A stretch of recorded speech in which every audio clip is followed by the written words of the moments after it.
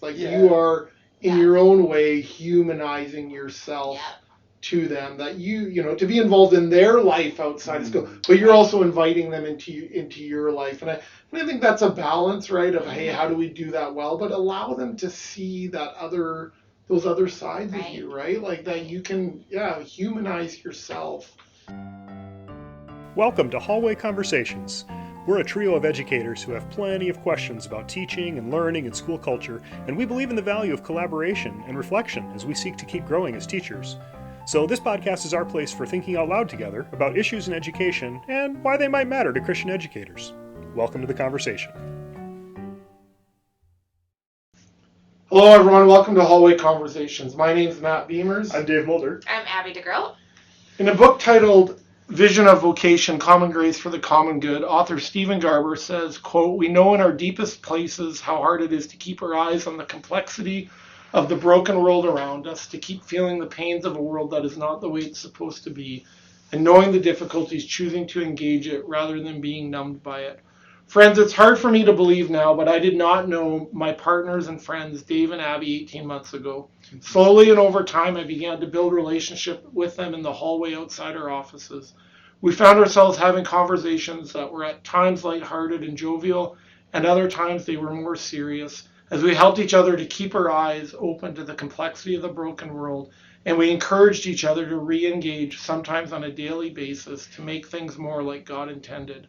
It's through those rich conversations that the idea for this podcast was birthed, and this has become a place for us, to quote Rich Mao, where we play around with a few ideas. Our deep hope here is to create safe space that will hopefully bring some joy to your life, but also encourage you to re-engage in a world and a profession where things are not always as they should be.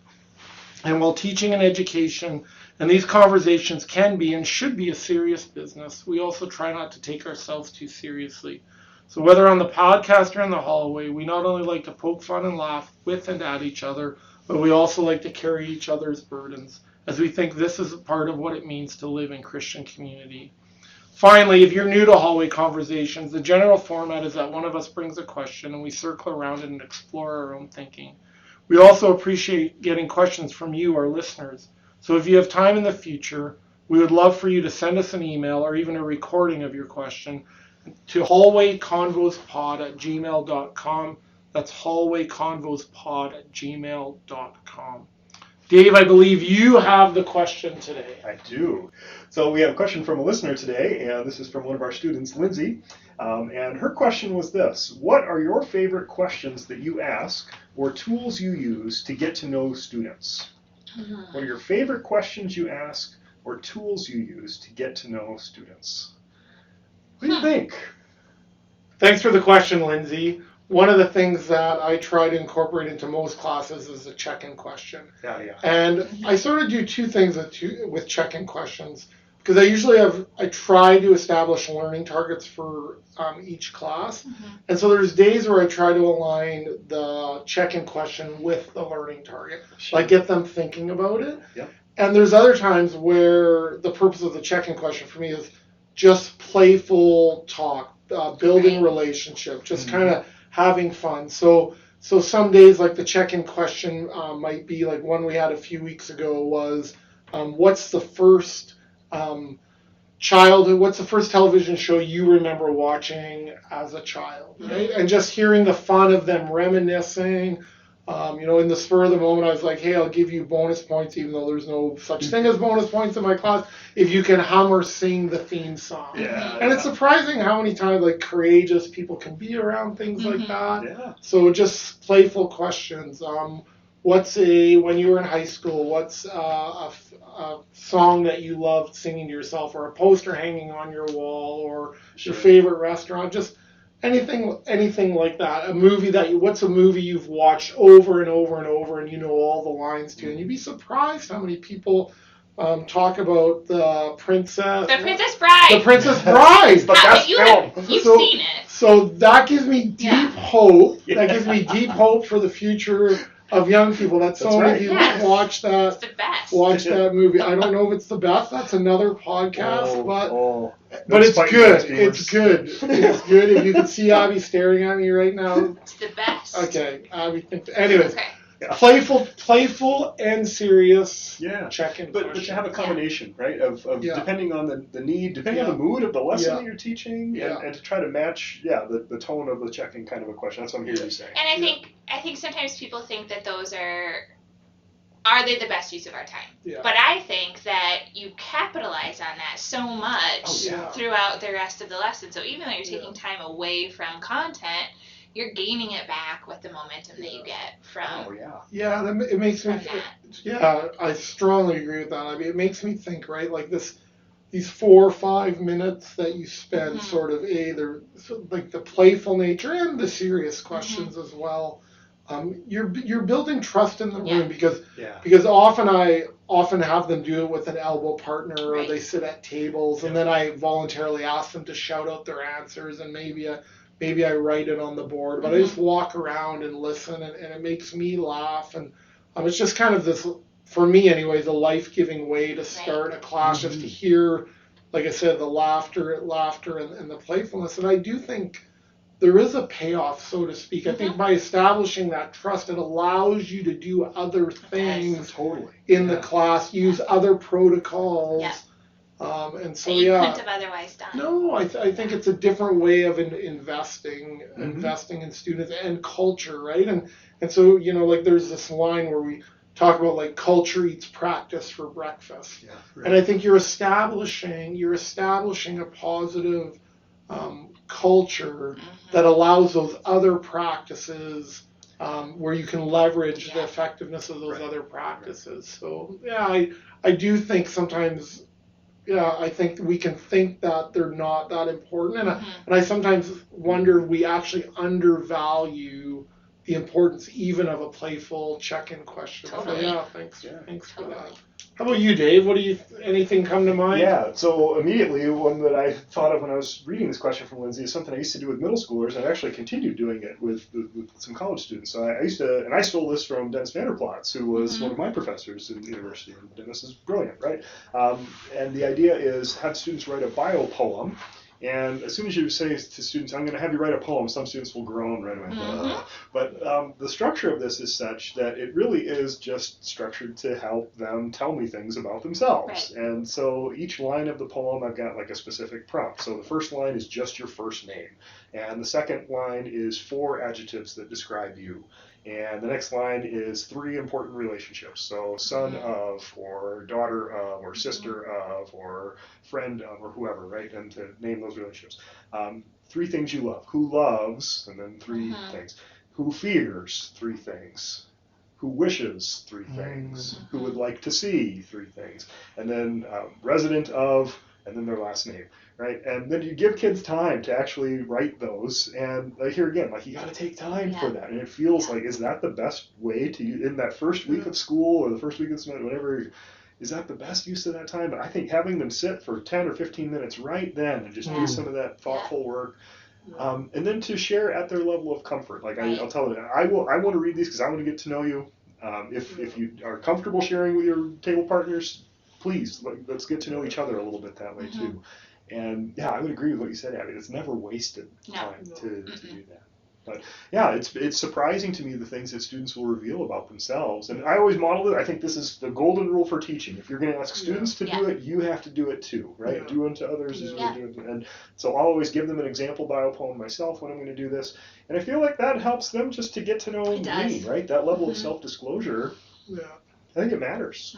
Yeah, I think, Dave, you said something there too that I want to pick up on, and this idea, you just said, hey, if you're up for sharing it with someone, do. Right. But giving students the option, like to opt in or opt out, like it made me think too, like I don't always do this, not because often because I forget it, but this idea of passing is normative. Right. Like passing is normative.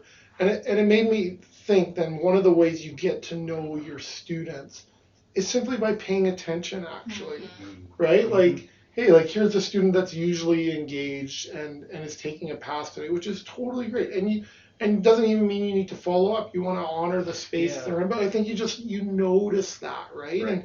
And I think it can be and it can be little things like even, hey, trying to find little ways to make a connection, whether it's around a haircut, whether it's around hey, did anybody see this movie? Or, any, just find ways to make these personal connections. And then the other thing I was thinking about that maybe isn't necessarily a question, it doesn't happen in the classroom. And I don't want to make it sound like, hey, you should do this, because I want to protect teachers' time too. Yeah. But if you are able to and have the capacity to go to a game, to go to a concert, to see what they're doing, outside of school, I'm just amazed. When I became a university professor, I naively and wrongly thought that didn't matter to students. Oh, it matters. It matters. Like, it really matters. And not only does it matter to them, like, it brings so much joy to my life. Yeah. Like, to see a student in my classroom, like, playing the violin as part of the orchestra, or, in a choir, or, shooting free throws, or running the ball at a football game, or even like publishing articles in the school newspaper and reading them. Like there's part of me, like, I have nothing to do with anything they learned there, but I'm just so proud. Like, I'm so proud of them. Like, I know Don't these you think people. that's them wanting to be known as a whole person? Yeah, totally. Right? Like, this is all of who I am. Yeah, totally. And that's why I just naively, I didn't know that. I was new in higher education. And I think the joy and the satisfaction maybe goes both ways, but to see them the next day, and to say, man, that was a great concert, and they are great concerts, right? But for them to be known that way, like the existential dread of being known, as people joke about, right? But there's something about that, right? Yeah. Like, hey, I saw you, great job on this play in the volleyball game, or that I saw you performing at the concert. Yeah. Like, you guys sounded great, and to be able to just name that for your students. And I appreciate what you said there, Matt, to not put that as a burden on Totally. teachers. It's not a have to, right? But at your level of capacity, if you can, it matters. For sure. Yeah, no, it does matter. How about you, For Abby? sure. Yeah, I have a couple of kind of formal ones that I do with one of my classes. I have them make little videos using a tool called Flipgrid. Oh, yeah. I don't know if anyone has ever utilized that, but just at the beginning of the year, that one is kind of a big at the beginning of the year. So this year I used the prompt. I had them each make a little video, and then they have to watch each other's, because they're all like in our little virtual Flipgrid classroom, right? Just like if you had to put 3 things in a backpack and take them out to explain yourself, right? Like, what's in your backpack? So we did that one. Yeah. And so then they had to watch each other's, and like on their first quiz, I asked them, what are 3 things you learned, right? About somebody you worked with this week, somebody you didn't work with this week, and try to be like really formal and intentional about weaving that in sometimes. Abby, can I just interject for 1 second? Just for listeners who might not be familiar with Flipgrid, can you give a 30-second, what is it? So it's just an online platform, and you have the ability to create like a class code. Okay. Right, so it's an educational tool. It's made for teachers and students, and it's a video recording tool. It's all in the cloud, and so students can use their device to record short videos according to your prompt. So it's kind of like Canvas, where I can use an assignment almost. It actually integrates with Canvas. Which is our teacher, which is our course management system. I think it integrates with Google Classroom, and other platforms like that. And you can make a video about blank, and you can have like a prompt, and then they have to, and there's filters and there's stickers, and you can reply to each other. And even as a teacher, you can set a time limit for students, so that's the nice part too, because I've had that problem, that sounds so mean, but sometimes you'll have students who will just talk for 5 minutes and say, nope, I literally want 30 seconds, so I can set it. And I've done it with assignments too, where I'll say, okay, I want you to practice your presentation skills, so I want you to summarize this section of the reading in a minute on this video, so they have to practice so I use it for a bunch of things. Sorry to interrupt, but I just think it'd be helpful for some people. You're good, people. it is. So then they have to watch each other's and comment, so it kind of a classroom community kind of a thing. I do a lot of like walk and talk, back-to-back face-to-face type things, and am intentional about make sure you introduce, make sure you don't tell each other your names if you don't know each other, especially with underclassmen who haven't had a lot of classes together. By the time they're seniors, they pretty much know each other, right? Sure. Because they're education majors, have a lot of courses together. But especially with those younger students, I feel like that's important. And then I do a lot of informal, like I try to be there 10 minutes before class starts if I can. So, why do you think that's important now? Because so much valuable stuff happens in those little, and not with everyone. Some people walk in at the last minute, right? So I have to be careful not to let it become like the only thing that I do, because some students can't be there. But my seniors right now, we just had a big recipe sharing. Impromptu party the other day before one of my classes. So and their big thing now is that we're all going to make a big potluck of beef stew at some point this semester, right? Because I shared this recipe with them. I'm like, you guys got to try this. I'm emailing all these people. So good. Awesome. So we're like really going to have a potluck at some point. I can't wait. Right? So this is my noon class, right? So just those little things that organically happen.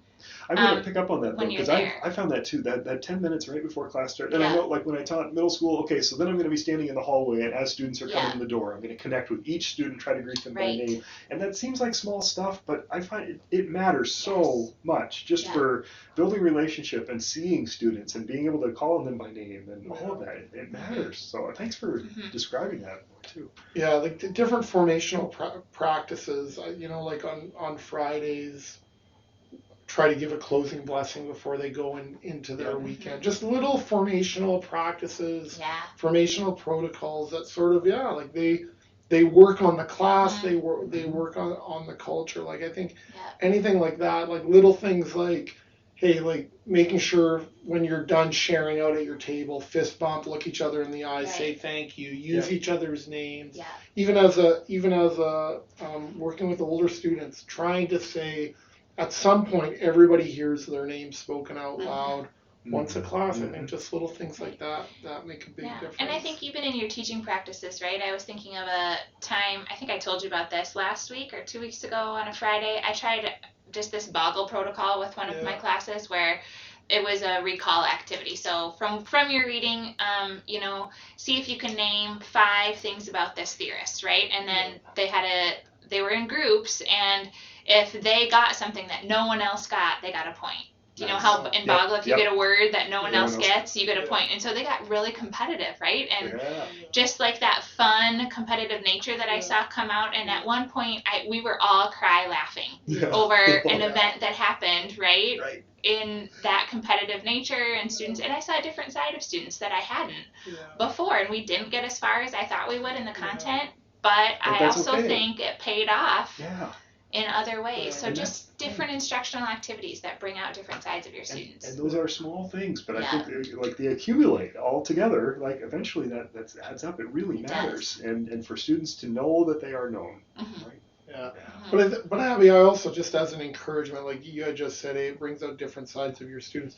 But you're also allowing different sides of yourself to be known. Like you are modeling that for them, right? That they see you cry laughing, or that you're exchanging recipes. Like you are, in your own way, humanizing yourself to them. That you to be involved in their life outside of school, but you're also inviting them into your life. And I think that's a balance, right? Of hey, how do we do that well? But allow them to see those other sides of you, right? Like that you can humanize yourself in appropriate and age appropriate ways. So I appreciate that it goes both ways. Like I'm not asking you to do anything I'm not asking of myself, right? So I think that's good. Friends, we know that your time is valuable, and we want to thank you for joining us in the hallway today. Thank you for the good, God-delighting work that you're doing in your classrooms, and we hope that the Lord gives you what you stand in need of in the coming week. Finally, we'd like to send you into your day and week with this blessing. So to our listeners who we're so thankful for, may the Lord bless you and keep you. May the Lord make his face shine upon you and be gracious to you. May the Lord turn his face towards you and give you peace and give you peace and give you peace. Amen. Thanks for listening, everyone, and we hope you have a good week. This podcast was quite literally dreamed up during one of our actual hallway conversations. Our music is by Ethan Mulder.